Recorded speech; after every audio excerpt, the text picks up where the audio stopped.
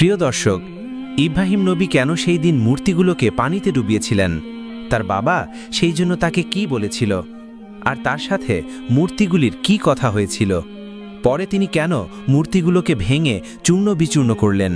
আর এর জন্য তাকে কি শাস্তি দেওয়া হয়েছিল? এই সকল বিষয় জানব আজকের এই ভিডিওতে। তাহলে চলুন শুরু করি আজকের ভিডিও। হজরত ইব্রাহিম আলাইহিসসালামের পিতা আজর ছিলেন একজন কট্টর মূর্তি পূজক।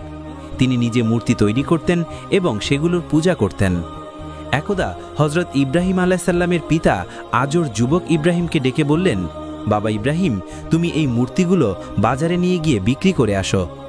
যুবক হজরত ইব্রাহিম আলাইহিসসালাম তখনও নবুয়াত পাননি। তিনি কৌতূহলবশত তার পিতাকে জিজ্ঞেস করলেন, আব্বাজান, এই মূর্তিগুলোর শক্তি এবং ক্ষমতা কি? ছেলের মুখে এমন কথা শুনে পিতা আজর বললেন, এই মূর্তিগুলোর শক্তি এবং ক্ষমতা হলো, এই মূর্তি আসমান, জমিন, পৃথিবীর সব কিছু সৃষ্টি করেছে, এমনকি আমাদেরকেও সৃষ্টি করেছে। এই মূর্তিগুলোই হলো আমাদের খোদা। তাই এই মূর্তিগুলোর উপাসনা এবং প্রার্থনা করতে হবে। এই বলে আজও সেই মূর্তিগুলোকে একটি ঝুড়িতে ভরে ইব্রাহিম আলাইহিসসালামের মাথায় তুলে দিল। অতঃপর হজরত ইব্রাহিম আলাইহিসসালাম মাথায় করে সেই মূর্তিগুলো নিয়ে বাজারের উদ্দেশ্যে রওনা দিলেন। পথে যুবক ইব্রাহিম আলাইহিসসালামের প্রস্রাবের বেগ হলো। তাই হজরত ইব্রাহিম আলাইহিসসালাম মাথা থেকে ঝুড়িটি নামিয়ে রাস্তার একপাশে রেখে প্রস্রাব করতে গেলেন এবং কিছু সময় পর ফিরে এসে তিনি দেখেন যে মূর্তিগুলোর শরীর পানিতে ভেজা। এমন দৃশ্য দেখে হজরত ইব্রাহিম আলাইহিসসালাম মূর্তিগুলোকে জিজ্ঞেস করতে লাগলেন, কি ব্যাপার, তোমাদের শরীর পানিতে ভেজা কেন? কিন্তু মূর্তিগুলো তার কোনো উত্তর দিল না। কিছুক্ষণ পর হজরত ইব্রাহিম আলাইহিসসালাম খেয়াল করে দেখলেন যে তার পাশে একটা কুকুর দাঁড়িয়ে রয়েছে এবং তখনও সেই কুকুরের নিচ দিয়ে টপ টপ করে পানি পড়ছে। এই দৃশ্য দেখে হজরত ইব্রাহিম আলাইহিসসালামের বুঝতে আর বাকি রইল না যে এই কুকুর প্রস্রাব করে এই মূর্তিগুলোর শরীর ভিজিয়ে দিয়েছে। অতঃপর হজরত ইব্রাহিম আলাইহিসসালাম এবার রাগান্বিত কণ্ঠে চিৎকার করে বলতে লাগলেন, কি ব্যাপার, তোমরা নাকি খোদা? এই সুন্দর আকাশ, জমিন সব কিছু সৃষ্টি করেছ, মানুষকে সৃষ্টি করেছ, তাহলে এই সামান্য কুকুরের হাত থেকে তোমরা নিজেকে রক্ষা করতে পারলে না কেন? কুকুর যখন তোমাদের শরীরে প্রস্রাব করছিল তখন তোমরা এখান থেকে দৌড়ে দিলে না কেন? অথবা কুকুরকে তাড়িয়ে দিলে না কেন? তোমরা কেমন খোদা? তোমরা নিজেকেই রক্ষা করতে পারো না? এই বলে হজরত ইব্রাহিম আলাইহিসসালাম রাগান্বিত অবস্থায় মূর্তির ঝুলতা নদীতে নিয়ে গিয়ে ফেলে দিল এবং মূর্তিগুলোকে নদীর পানিতে চুবিয়ে চুবিয়ে গোসল করিয়ে তাদেরকে সারিবদ্ধভাবে দাঁড় করালো। এরপর হজরত ইব্রাহিম আলাইহিসসালাম সেই মূর্তিগুলোকে বলতে লাগলেন, তোমরা যদি সত্যি খোদা হয়ে থাকো তাহলে এখান থেকে বাজার পর্যন্ত তোমরা হেঁটে হেঁটে যাবে। আমি সামনে হেঁটে যাব আর তোমরা আমার পেছনে পেছনে হেঁটে যাবে। এই বলে হজরত ইব্রাহিম আলাইহিসসালাম হাঁটা শুরু করলেন। কিন্তু কয়েক কদম হাঁটার পর তিনি পিছনে তাকিয়ে দেখেন যে মূর্তিগুলো সেই আগের জায়গায় দাঁড়িয়ে আছে। হজরত ইব্রাহিম আলাইহিসসালাম এবার আরও রাগান্বিত অবস্থায় তাদের বলতে লাগলেন, তোমরা কিসের খোদা? তোমরা এত সুন্দর মানুষ সৃষ্টি করেছ, জমিন সৃষ্টি করেছ, আসমান সৃষ্টি করেছ, তাহলে তোমরা নিজেরা হাঁটতে পারো না কেন? তোমাদেরকে আমি কিছুতেই খোদা বলে স্বীকার করি না। অতঃপর হজরত ইব্রাহিম আলাইহিসসালাম এবার একটি রশি বের করলেন এবং সবগুলো মূর্তির কোমরে রশি বাঁধল। রশির একটি দিক নিজের হাতে রেখে টান দিয়ে বাজারের দিকে সেই মূর্তিগুলোকে টেনে হেঁচড়ে নিয়ে যেতে শুরু করল। বেশ কিছুক্ষণ পর বাজারে পৌঁছে তিনি দেখেন যে মূর্তিগুলোর অবস্থা খুবই বেহাল। কোনোটার হাত নেই, কোনোটার পা নেই, কোনোটার মাথা নেই। তারপরে তিনি সেই মূর্তিগুলোকে বিক্রি করার জন্য বসলেন। কিন্তু দীর্ঘক্ষণ বাজারে বসে থাকার পরও তার একটি মূর্তিও বিক্রি হলো না, কারণ মূর্তিগুলো ছিল ভাঙা, আর ভাঙা মূর্তি কে বা কিনবে? অবশেষে হজরত ইব্রাহিম আলাইহিসসালাম সেই মূর্তিগুলোকে ঝুড়িতে ভরে বাড়ির দিকে রওনা দিলেন। বাড়িতে পৌঁছার পর তার পিতা তাকে জিজ্ঞেস করল, কি ব্যাপার, তুমি তো একটি মূর্তিও বিক্রি করতে পারোনি? পিতার কথা শুনে হজরত ইব্রাহিম আলাইহিসসালাম বললেন, মূর্তি কি করে বিক্রি হবে? এই ভাঙা মূর্তি কেউ কি আর বাজারে কিনবে? তখন আজর তাকে বলল, মূর্তি ভাঙা কেন? তুমি তো ভালো মূর্তি বাড়ি থেকে নিয়ে গেছো। তখন হজরত ইব্রাহিম আলাইহিসসালাম বললেন, আমি যখন এই মূর্তিগুলোকে বাজারে নিয়ে যাচ্ছিলাম তখন আমার মাথার উপরে রাখা ঝুড়িতে এই মূর্তিগুলো মারামারি শুরু করে দিয়েছিল। একজন মূর্তি বলতে লাগলো, আমার শক্তি বেশি। অপর আরেকজন মূর্তি বলতে লাগলো, আমার শক্তি বেশি। তারা এভাবে নিজেদের মধ্যে ক্ষমতা এবং আধিপত্য বিস্তারের জন্য মারামারি শুরু করলো। মারামারি করতে গিয়ে সকলের হাত পা মাথা ভেঙে গিয়েছে। তাই ভাঙা মূর্তি তো বাজারে কেউ কিনবে না। অতঃপর হজরত ইব্রাহিম আলাইহিসসালামের কথা শুনে আজর বলল, ইব্রাহিম, তুমি কি আমাকে বোকা পেয়েছ? এই মূর্তি কি করে নিজেদের মধ্যে মারামারি করতে পারে? এই মূর্তিতে তো মারামারি করার কোনো ক্ষমতা নেই, তাদের তো শরীরে কোনো শক্তি নেই। তখন হজরত ইব্রাহিম আলাইহিসসালাম বললেন, আব্বাজান, এই মূর্তির শরীরে যদি কোনো শক্তি না থাকে, নিজেকে হেফাজত করার মতো যদি ক্ষমতা না থাকে, তাহলে এই মূর্তি কি করে এত সুন্দর আসমান জমিন সৃষ্টি করেছে? তাহলে এই মূর্তি কি করে মানুষের খোদা হতে পারে? আপনি কেন এই মূর্তিকে খোদা মানেন এবং এই মূর্তির উপাসনা করেন? হজরত ইব্রাহিম আলাইসাল্লামের মুখে এরকম যুক্তি শুনে আজর কিছু বলতে পারল না। তাই আজর চুপ হয়ে সেখান থেকে চলে গেল। হজরত ইব্রাহিম আলাইসাল্লাম প্রকৃত রবের সন্ধানে নিজেকে আত্মনিয়োগ করেছিলেন। কে এত সুন্দর পৃথিবীকে সৃষ্টি করেছে, কে এত সুন্দর করে মানুষকে বানিয়েছেন, সেই সুন্দর সৃষ্টির স্রষ্টাকে খুঁজে পাবার জন্য হজরত ইব্রাহিম আলাইসাল্লাম মরিয়া হয়ে উঠেছিলেন। অতঃপর একদিন হজরত ইব্রাহিম আলাইসাল্লামের কাছে গ্রামের লোকেরা এসে বলল, ইব্রাহিম, আমাদের গ্রামের মধ্যে অনেক বড় মেলার আয়োজন করা হয়েছে। গ্রামের প্রতিটা লোকই সেই মেলায় অংশগ্রহণ করবে, তোমাকেও যেতে হবে।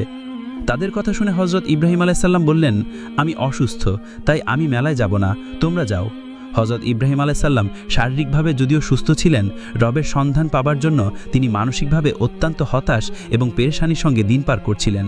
তখন গ্রামের লোকেরা বলল, আচ্ছা ঠিক আছে ইব্রাহিম, তুমি যখন মেলায় যাবে না, তাহলে তুমি আমাদের এই মূর্তির ঘরের মূর্তিগুলোকে পাহারা দিও। আমরা মেলা থেকে সকলে 3 দিন পরে ফিরব। এই 3 দিনের মধ্যে যাতে আমাদের মূর্তিগুলোকে কোনো চোর চুরি করে নিয়ে যেতে না পারে, সেই জন্য তুমি আমাদের মূর্তির ঘরটা পাহারা দিও। এই বলে গ্রামের সকল লোকজন সেই মেলায় চলে গেল। এদিকে গ্রামের সব লোকজন যখন মেলায় চলে গেল, তখন হজরত ইব্রাহিম আলাইসাল্লাম সেই মূর্তির ঘরে ঢুকলেন। তিনি ভাবতে লাগলেন, আমার জাতির লোকেরা এই মূর্তিগুলোকে খোদা মানে এবং তাদের উপাসনা করে। দেখি আমি এই সুন্দর পৃথিবীর স্রষ্টাকে এখানে খুঁজে পাই কিনা। হজরত ইব্রাহিম আলাইসাল্লাম সেই মূর্তির ঘরে ঢুকে দেখেন সেখানে শত শত মূর্তি রাখা আছে। কোনোটা ছোট, কোনোটা বড় এবং কোনোটার আকৃতি এত বিশাল যা দেখে হজরত ইব্রাহিম আলাইসাল্লাম অত্যন্ত অবাক হয়ে গেলেন। হজরত ইব্রাহিম আলাইসাল্লাম খেয়াল করলেন প্রতিটা মূর্তির সামনে ফলমূল এবং বিভিন্ন প্রকার খাবার রাখা আছে, কিন্তু কোনো মূর্তি সে খাবার গ্রহণ করছে না। হজরত ইব্রাহিম আলাইসাল্লাম খেয়াল করে দেখলেন প্রতিটা মূর্তি হাঁ করে তাকিয়ে আছে। কোনোটার 10টা হাত, কোনোটার 8টা হাত, কোনোটার 12টা হাত, কোনোটা তাকিয়ে আছে বর্ষা হাতে নিয়ে, কোনোটা তাকিয়ে রয়েছে বল্লম হাতে নিয়ে। এক একটা মূর্তির আকৃতি এক এক রকম এবং সেই চিত্রগুলো খুব নিখুঁতভাবে অঙ্কন করা হয়েছে। এবার হজরত ইব্রাহিম আলাইসাল্লাম সেই মূর্তিগুলোকে উদ্দেশ্য করে বলতে লাগলেন, কি ব্যাপার, আমার জাতির লোকেরা তোমাদের ইবাদত করে, তোমাদের পূজা করে, তোমাদের খোদা মানে। তোমরা নাকি সুন্দর পৃথিবী সৃষ্টি করেছ, মানুষ তৈরি করেছ, তাহলে তোমরা এই খাবার খাচ্ছ না কেন? তোমাদের সামনে অনেক রকমের খাবার রাখা আছে, তোমরা খাবার গ্রহণ করো।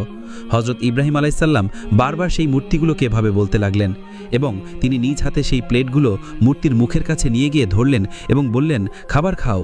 তিনি প্রতিটা মূর্তির মুখের সামনে এভাবে প্লেট নিয়ে গেলেন এবং তাদেরকে খাবার খাবার জন্য বললেন, কিন্তু কোনো মূর্তি খাবার গ্রহণ করল না। তাই হজরত ইব্রাহিম আলাইসাল্লাম এবার রাগান্বিত কণ্ঠে বললেন, তোমরা কিসের খোদা? তোমরা এই সুন্দর পৃথিবী সৃষ্টি করেছো কি করে? তোমরা তো নিজেরা চলতে পারো না, তোমাদের নিজেদেরকে তো মানুষ তৈরি করে, তাহলে তোমরা মানুষের খোদা হও কি করে? তোমাদের সামনে এত সুন্দর খাবার রাখা আছে, সে খাবার হাত দিয়ে তুমি মুখে দেওয়ার মতো শক্তি তোমাদের নেই, আর তোমরা এই সুন্দর পৃথিবী সৃষ্টি করেছো, এটা আমি কিছুতেই বিশ্বাস করি না।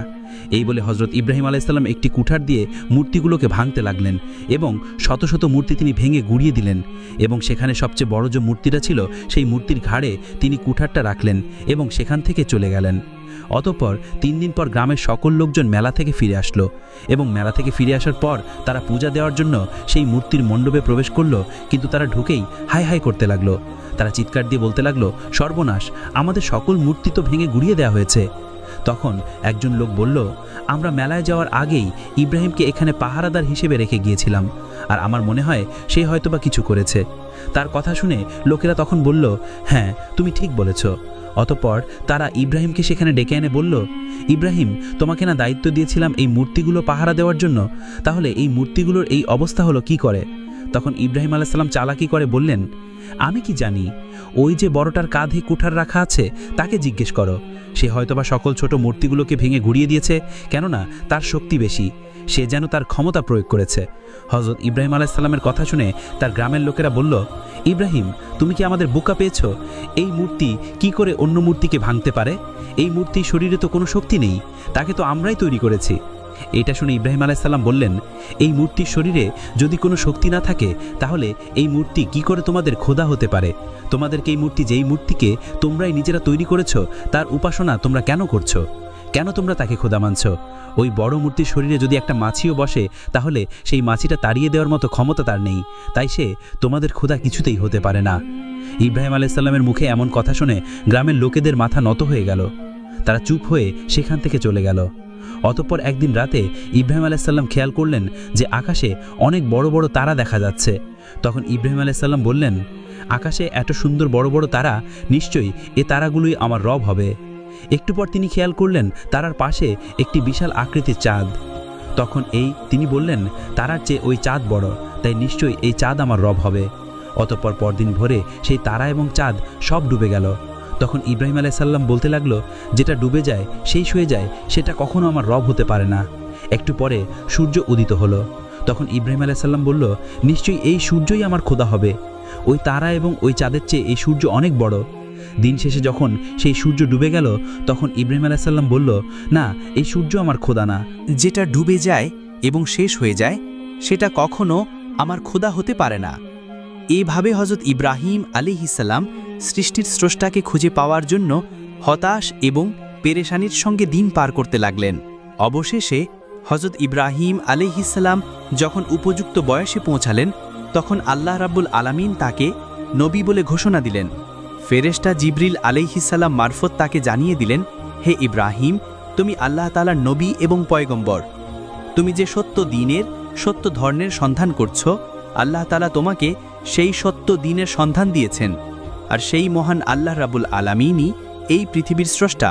এত সুন্দর পৃথিবী এবং মানুষদেরকে সৃষ্টি করেছেন সেই আল্লাহ রাব্বুল আলামিন। অতএব আল্লাহ রাব্বুল আলামিনের এই দ্বীনকে প্রচারের দায়িত্ব তোমার। আল্লাহ রাব্বুল আলামিন তোমাকে নবী বলে ঘোষণা করেছেন। তো প্রিয় দর্শক, এই ছিল আমাদের আজকের এই ভিডিও। কেমন লাগলো কমেন্ট করে অবশ্যই জানাবেন। আজ তাহলে এই পর্যন্তই। আপনারা ভালো থাকবেন, সুস্থ থাকবেন। আল্লাহ হাফেজ। ভিডিওটি ভালো লেগে থাকলে লাইক দিন, শেয়ার করুন। আর নতুন ইসলামিক ভিডিও পেতে চ্যানেলটি সাবস্ক্রাইব করুন। ধন্যবাদ। আল্লাহ হাফেজ।